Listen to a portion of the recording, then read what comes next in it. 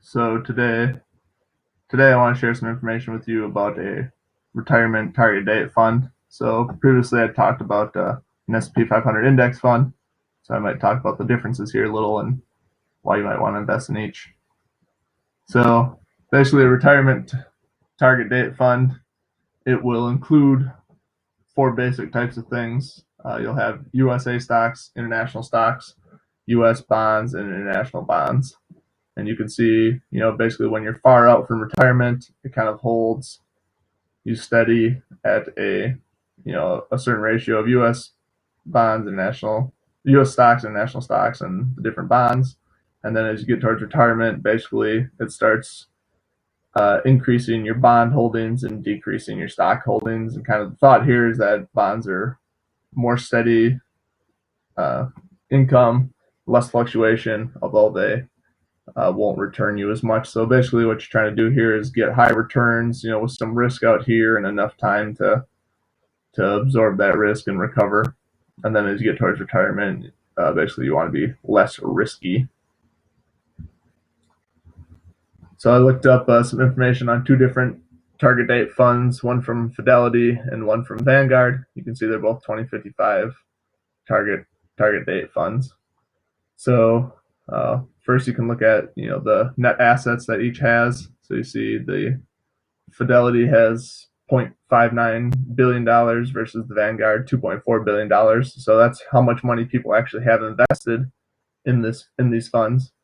And then you can see the expense ratio difference between them that I talked about in a different video, where so you see the expense ratio is how much money they charge you per $1,000 invested. So you see the Fidelity is charging 0.75% or $7.50 per every $1,000, whereas the Vanguard is only charging you 0.18% or $1.80 per thousand. So certainly you want to consider, wonder why is this Fidelity one charging you so much more? And probably the thing comes down to is that Fidelity is a for-profit company, Vanguard is not for profit, and then also kind of the way that the fund is managed. You see that the Fidelity, they have all these different funds are put together in various percentages to make up this 2055 target date fund. And so, somebody has to take the time to manage all these and pick the percentages. Whereas you see the Vanguard, they have four funds: total stock market, total international stock market, total bond market, and international bond market. So, a lot less management over here. You see these are all index funds, and these are all actively managed funds. So somebody has to do the work. So kind of getting into the numbers some more, if we assume that, hey, a person who would get in the 2055 target date fund, assuming they'll be 65 in 2055, I would say they were born in 1990.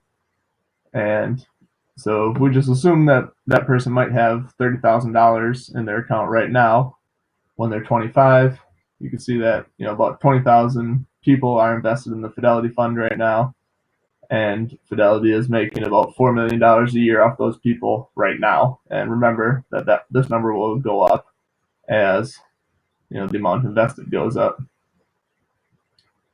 If we do the same calculation for the Vanguard, you see, again, assuming $30,000 a person, gives you about 80,000 people invested in the Vanguard target date fund, and Vanguard is getting about $4 million also from those people. So you see, if we assume that these funds are going to return about the same rate, which seems like a pretty fair estimate to me, you have to wonder why people would be invested in the Fidelity fund versus the Vanguard fund. So I did some quick math for you guys, assuming you invest $5,000 a year and with a 5% return rate, and then just calculate all the different the expenses and returns and stuff. You can see that after 40 years, the Fidelity, you would have $520,000 versus the Vanguard, you would have $604,000. So over 40 years, having an extra $80,000, probably wouldn't hurt. So maybe jumping back here quick. And I talked about the S&P 500 index fund earlier in a different video. And so the funds that make up the S&P 500 would probably be a large portion of these USA stocks, or over here the USA stocks.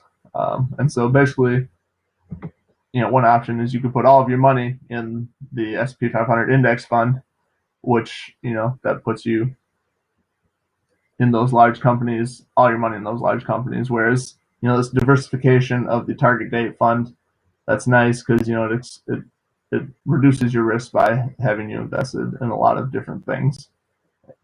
So those are kind of the takeaways that I wanted to get for you from this video, and then I'll share kind of how these calculations came up in another video.